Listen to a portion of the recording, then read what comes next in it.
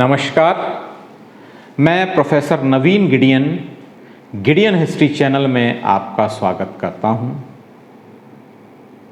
इस चैनल का निर्माण इस उद्देश्य से किया गया है ताकि विद्यालय, महाविद्यालय और विश्वविद्यालय के विद्यार्थी, प्रतियोगी परीक्षाओं के विद्यार्थी और आम नागरिक भी इतिहास से परिचित हो सकें। हम सभी जानते हैं कि भारत सरकार द्वारा राष्ट्रीय शिक्षा नीति 2020 जारी की गई है और उच्च शिक्षा विभाग मध्य प्रदेश शासन द्वारा इसे सर्वप्रथम लागू किया गया है। ये वीडियो पूर्णतः राष्ट्रीय शिक्षा नीति 2020 के अनुसार लागू किए गए पाठ्यक्रम पर आधारित है और मैं आशा करता हूं कि इस वीडियो से हमारे सभी विद्यार्थी लाभान्वित होंगे। राष्ट्रीय शिक्षा नीति 2020 के अंतर्गत बीए प्रथम वर्ष, बीए द्वितीय वर्ष और बीए तृतीय वर्ष के पाठ्यक्रम लागू किए जा सके हैं। बीए प्रथम वर्ष में इतिहास विषय को 2 प्रकार से लेने की सुविधा विद्यार्थियों को दी गई है। नंबर 1, इतिहास मेजर विषय के रूप में भी लिया जा सकता है और इतिहास माइनर विषय के रूप में भी लिया जा सकता है। यदि कोई विद्यार्थी इतिहास को मेजर विषय के रूप में लेता है तो उसे 2 प्रश्न पत्रों का अध्ययन करना होगा और यदि कोई विद्यार्थी माइनर सब्जेक्ट के रूप में इतिहास को लेता है तो उसे केवल 1 प्रश्न पत्र का अध्ययन करना होगा। यदि विद्यार्थी इतिहास को मेजर सब्जेक्ट के रूप में लेता है तो उसे 2 प्रश्न पत्रों का अध्ययन करना पड़ेगा। प्रश्न पत्र क्रमांक 1 आइडिया ऑफ भारत और प्रश्न पत्र क्रमांक 2 history of ancient India from early to 1205 AD.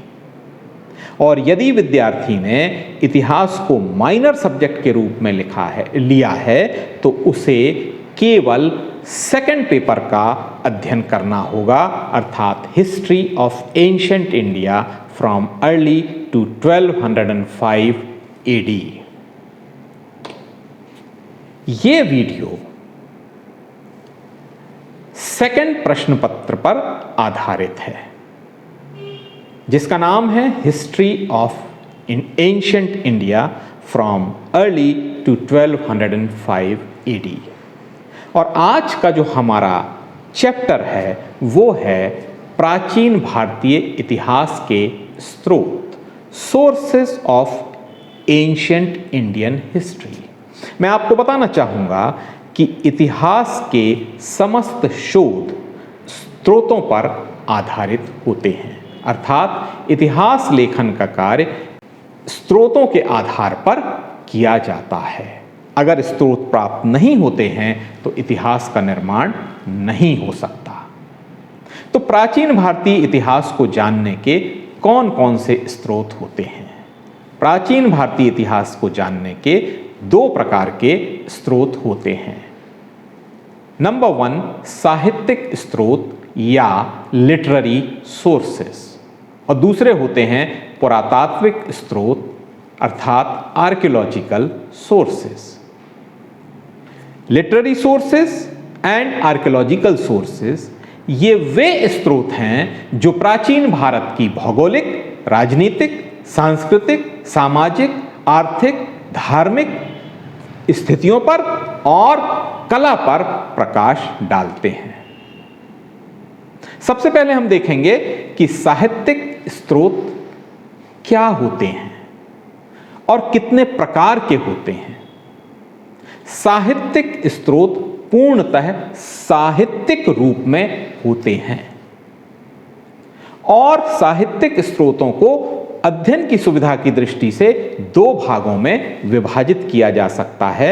Number 1, धार्मिक साहित्य मीन्स रिलीजियस लिटरेचर, और नंबर 2, धर्मनिरपेक्ष साहित्य अर्थात सेक्युलर लिटरेचर। धार्मिक साहित्य वह है जो किसी धर्म विशेष से संबंध रखता है और तत्कालीन स्थितियों पर प्रकाश डालता है। और धर्मनिरपेक्ष साहित्य वह है जो किसी धर्म विशेष से संबंध नहीं रखता है किंतु तत्कालीन स्थितियों पर प्रकाश डालता है।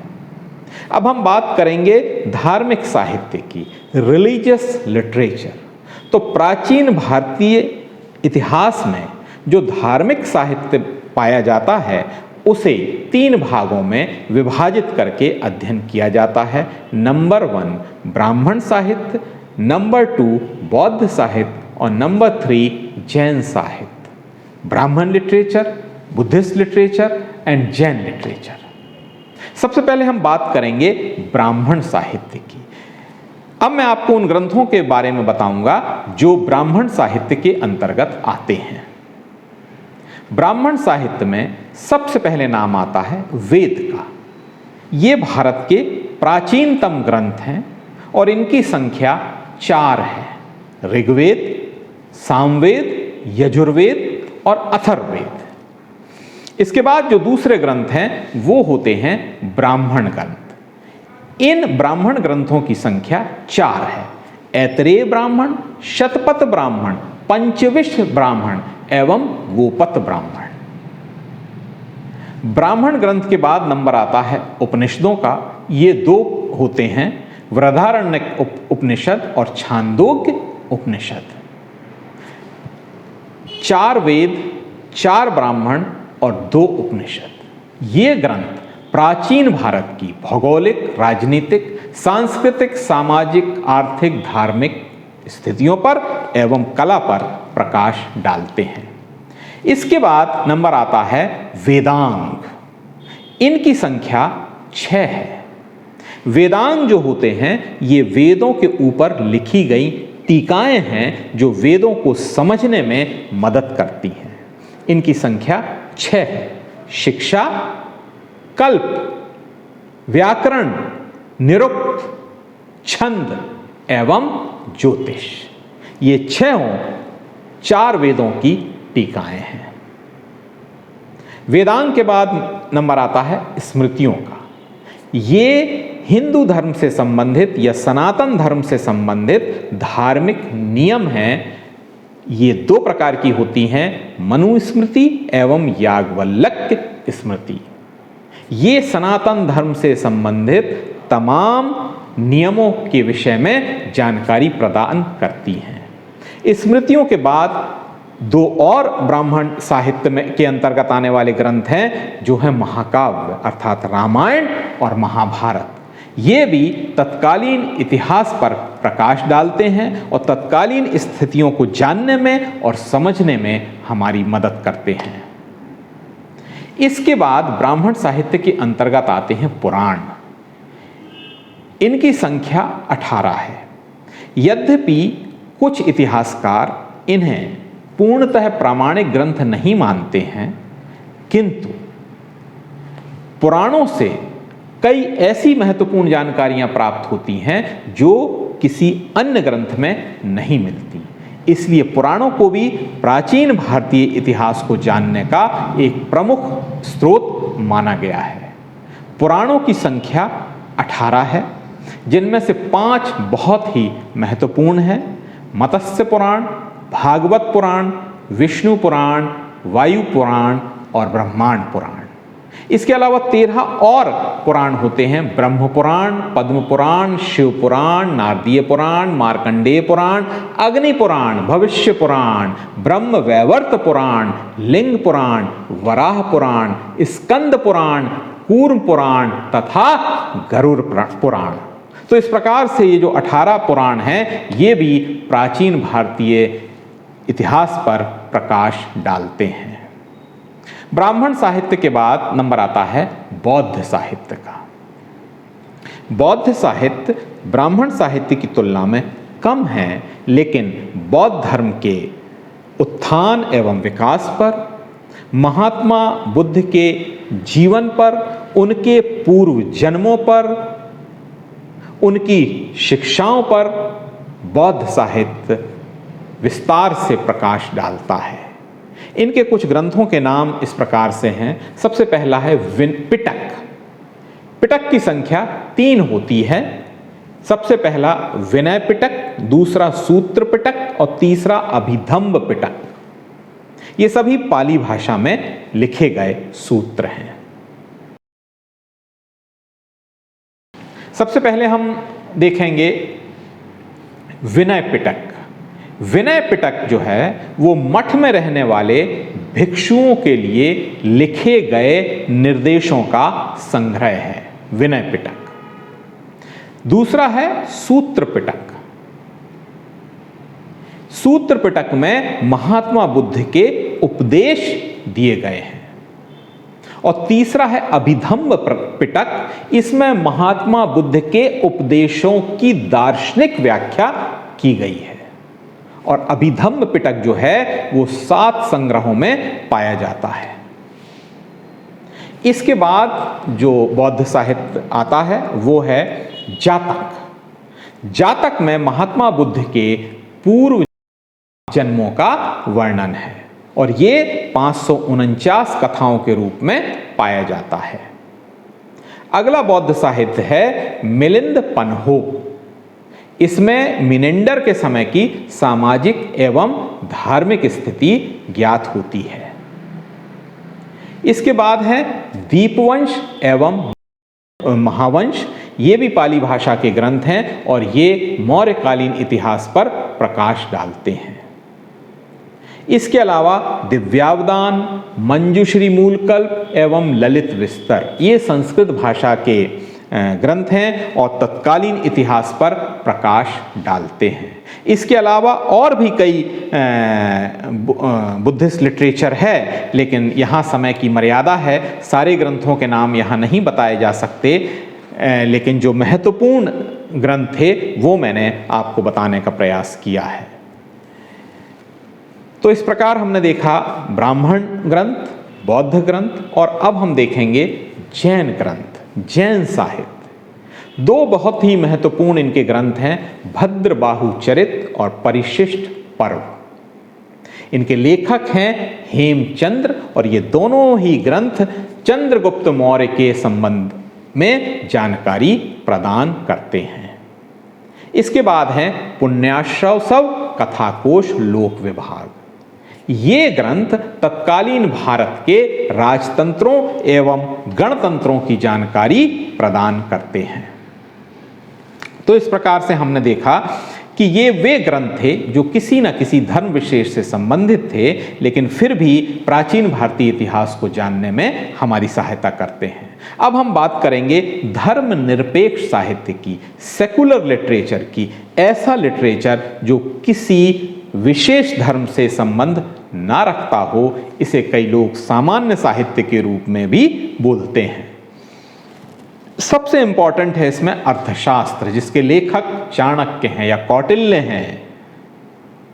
ये ग्रंथ राजनीति और प्रशासन के ऊपर लिखा गया है और इतना महत्वपूर्ण ग्रंथ है कि मौर्य काल में बनाई गई प्रशासनिक व्यवस्था जो चाणक्य के अर्थशास्त्र पर आधारित थी, वही प्रशासनिक व्यवस्था छोटे छोटे परिवर्तनों के साथ आगे आने वाले राजवंशों ने भी लागू की। किसी ने अलग से अपनी प्रशासनिक व्यवस्था नहीं बनाई, लेकिन चाणक्य द्वारा बनाई गई मौर्यकालीन प्रशासनिक व्यवस्था को ही कुछ थोड़ा सा परिवर्तन करके या कुछ नामों में परिवर्तन करके उन्होंने लागू किया। दूसरा ग्रंथ है मुद्रा राक्षस, जिसके लेखक हैं विशाख दत्त और ये ग्रंथ भी नंद और मौर्ययुगीन भारत पर प्रकाश डालती है।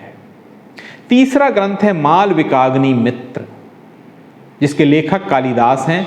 ये तत्कालीन संस्कृति पर और विशेष रूप से पुष्यमित्र और यवनों के बीच जो युद्ध हुआ था उसके विषय में हमको जानकारी प्रदान करती है। अगला ग्रंथ है हर्षचरित, जिसके लेखक बाणभट्ट हैं और ये हर्ष के काल की जानकारी हमको बताती है। इसके अलावा है महाभाष्य, जिसके लेखक पतंजलि हैं। ये भी मौर्य काल के इतिहास पर प्रकाश डालती है। अगला ग्रंथ है गार्गी संहिता। ये भी भारत पर यवन आक्रमण का वर्णन हमको बताती है। सामान्य साहित्य अथाह है, कुछ और महत्वपूर्ण ग्रंथों के नाम आपको बताऊंगा। राजतरंगिणी, जिसके लेखक कल्हण हैं और ये कश्मीर का इतिहास हमको बताती है। नव सांक चरित, जिसके लेखक परिमल गुप्त हैं, ये परमार काल पर प्रकाश डालती है। गौड़वाहो, जिसके लेखक वाकपति राज हैं, ये कन्नौज के यशोवर्मन की जानकारी प्रदान करती है। अगला ग्रंथ है विक्रमांक देव चरित, जिसके लेखक हैं बिल्हण और ये चालुक्य काल पर प्रकाश डालती है। अगला ग्रंथ है पृथ्वीराज रासो, जिसके लेखक हैं चंद्र बरदाई और ये चाहमान काल के विषय में हमको जानकारी प्रदान करती है। तो हम देखते हैं कि इस प्रकार सैकड़ों ग्रंथ हैं जो प्राचीन भारतीय इतिहास पर प्रकाश डालते हैं। उनमें से कुछ महत्वपूर्ण ग्रंथों को मैंने आपके समक्ष प्रस्तुत करने की कोशिश की है। साहित्यिक साधनों में अगले साधन आते हैं विदेशी लेखकों और यात्रियों के विवरण।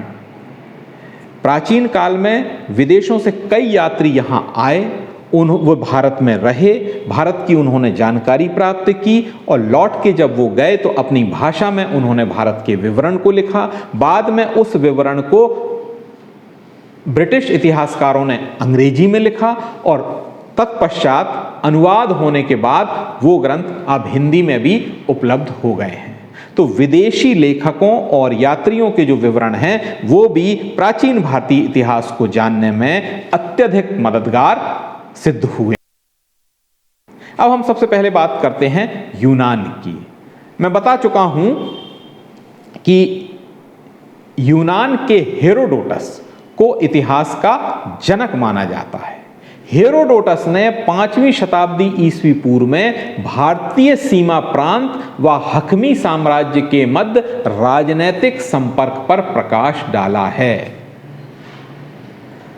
5वीं शताब्दी ईस्वी पूर्व में हेरोडोटस ने भारतीय सीमा प्रांत व हखमी साम्राज्य के मध्य राजनैतिक संपर्क पर प्रकाश डाला है। एक और यूनानी लेखक हुए हैं टेशियस, उनने भी भारत के विषय में लिखा है, जिससे हम जान सकते हैं कि तत्कालीन भारतीय स्थिति क्या थी। प्रमुख आक्रमणकारी सिकंदर जब भारत आया तो उसके साथ भी कई लेखक भारत आए थे और उन्होंने भी अपने विचार भारत के संबंध में लिखे हैं। 3 लेखकों के नाम मैं आपको बताऊंगा, नियार्कस, ओनेसिक्रिटस और एरिस्टोब्यूलस। फिर से सुन लीजिए, नियार्कस, ओनेसिक्रिटस व एरिस्टोब्यूलस।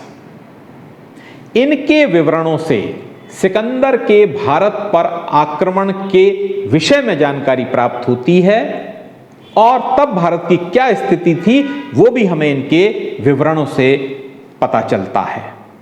और इसके बाद के जो लेखक हुए हैं जैसे मेगास्थनीज, उन्होंने इंडिका का निर्माण किया। एक और हैं एरियन, स्ट्रैबो, द जस्टिन, उन्होंने अपने विवरण लिखे हैं। टॉलमी ने अपना भूगोल लिखा है और प्लिनी ने नेचुरल हिस्ट्री लिखी है। इन सब लेखकों ने भी अपने पूर्व के यूनानी लेखक नियार्कस, ओनेसिक्रिटस और एरिस्टोब्यूलस के विवरणों को अपनी लेखनी का आधार बनाया है।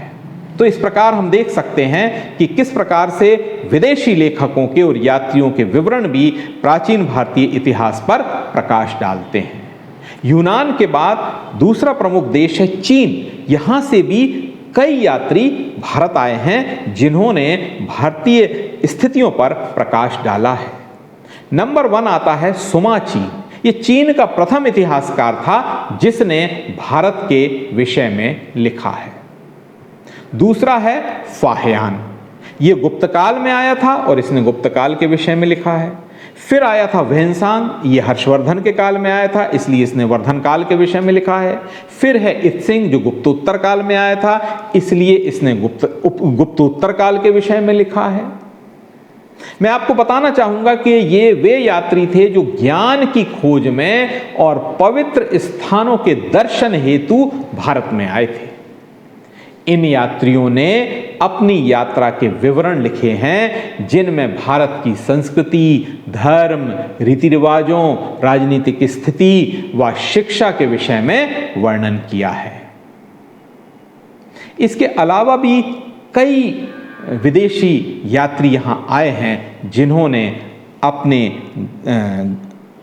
लेखनी में भारत से संबंधित जानकारियां प्रदान की हैं। धर्मनिरपेक्ष साहित्य में कुछ मुस्लिम यात्रियों के विवरण भी हैं, जो कि पूर्व मध्यकाल पर प्रकाश डालते हैं।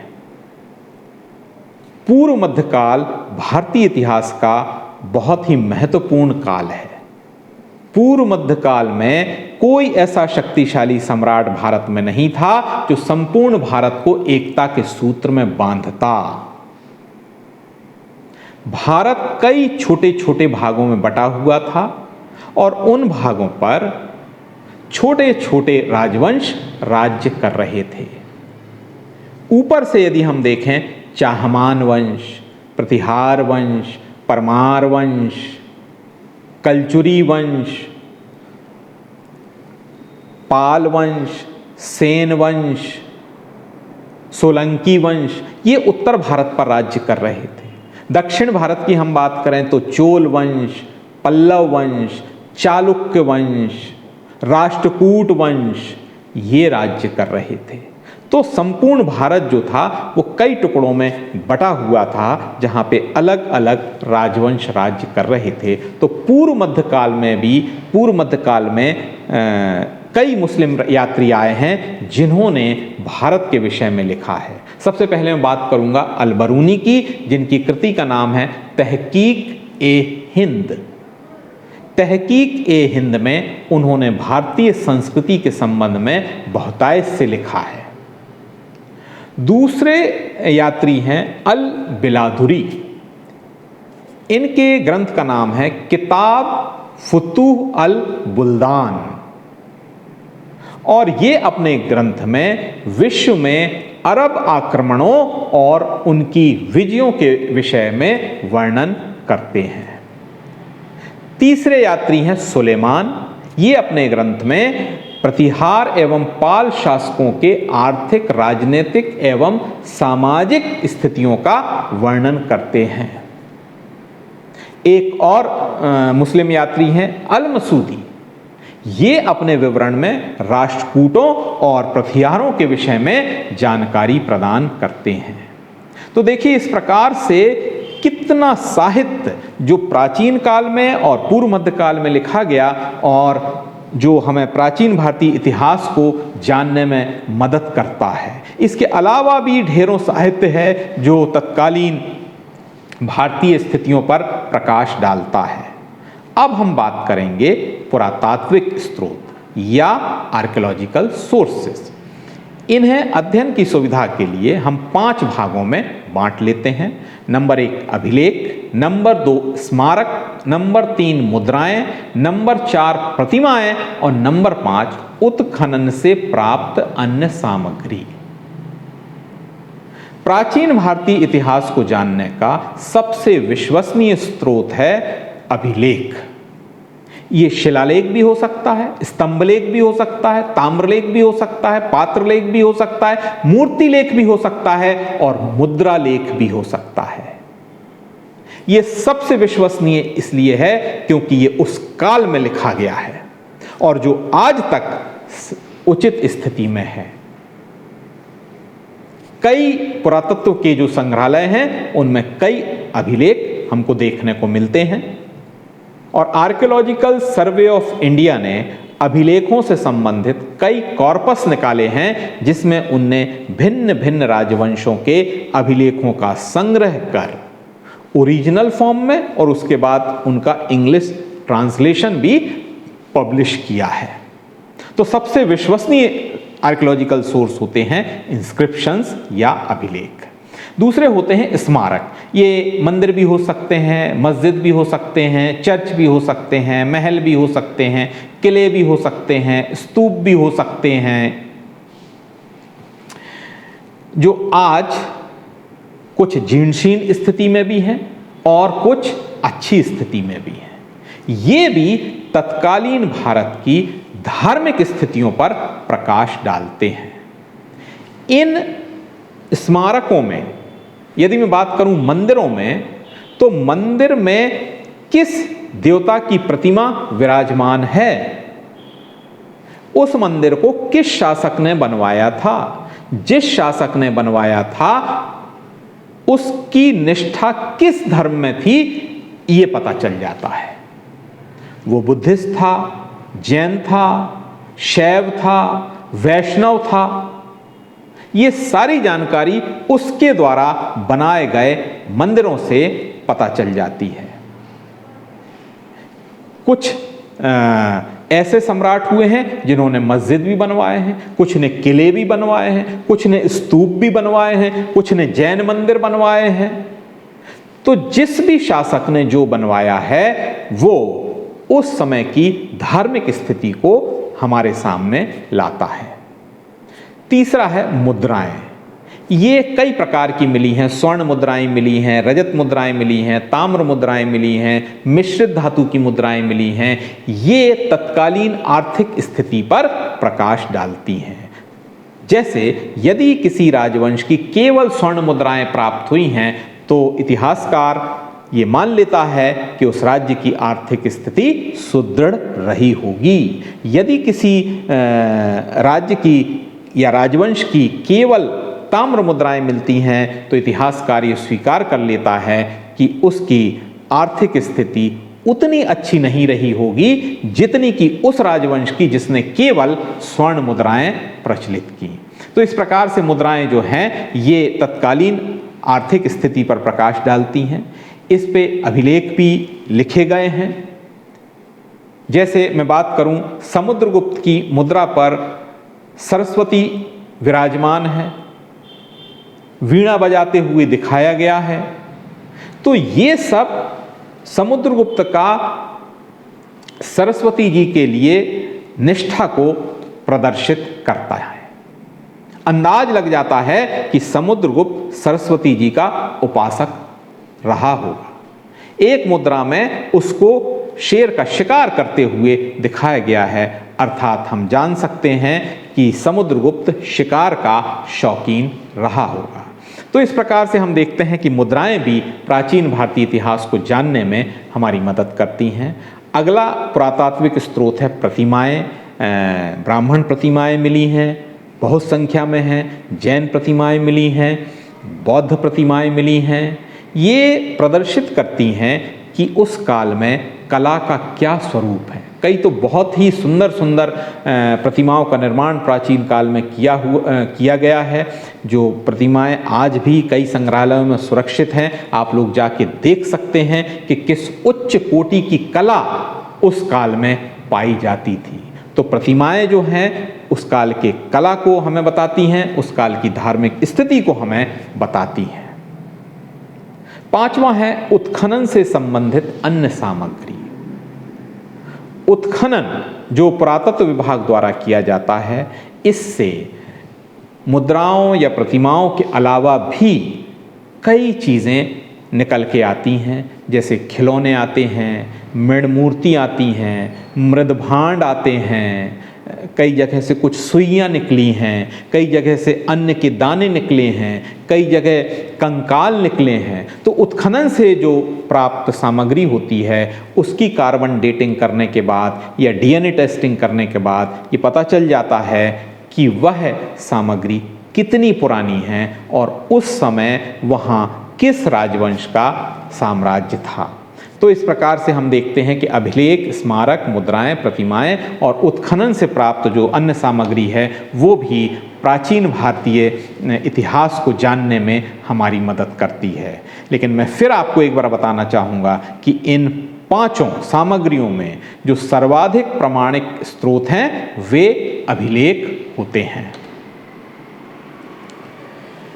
स्पष्ट है कि प्राचीन भारतीय इतिहास जानने के लिए स्रोतों का बाहुल्य है।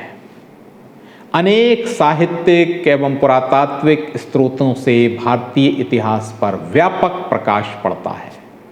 अब देखना यह है कि किन इतिहासकारों ने अपनी बुद्धि से उपलब्ध स्रोतों में से अतिरंजित एवं शब्द जाल युक्त विवरण को त्याग कर वास्तविक तथ्यों को ढूंढकर उनके आधार पर ही इतिहास की रचना की है। क्या हमारे इतिहासकार पूर्वाग्रहों से ग्रसित रहे हैं या उन्होंने बिल्कुल खुले मस्तिष्क से इतिहास की रचना की है? यह बहुत ही इंपॉर्टेंट होता है एक इतिहासकार के लिए कि जब वो इतिहास लेखन करे तब उसके मस्तिष्क में एक भी पूर्वाग्रह ना रहे, तब ही सत्य इतिहास की रचना होती है। मेरा आज का वीडियो जिन ग्रंथों पर आधारित था वे समस्त साहित्य संदर्भ ग्रंथ आपके स्क्रीन पर हैं, आप उनको देख सकते हैं। यदि आपको ये वीडियो अच्छा लगा और भविष्य में आप भारतीय एवं विश्व इतिहास को क्रमबद्ध रूप से जानना चाहते हैं तो आप इस चैनल को लाइक करें एवं सब्सक्राइब का बटन दबाएं। आपके सुझाव सदैव आमंत्रित हैं। साथियों, इस चैनल का उद्देश्य किसी भी रूप में व्यावसायिक बिल्कुल भी नहीं है। इस चैनल के द्वारा संपूर्ण इतिहास का ज्ञान पूर्णतः निःशुल्क प्रस्तुत किया जाएगा। Thank you so much.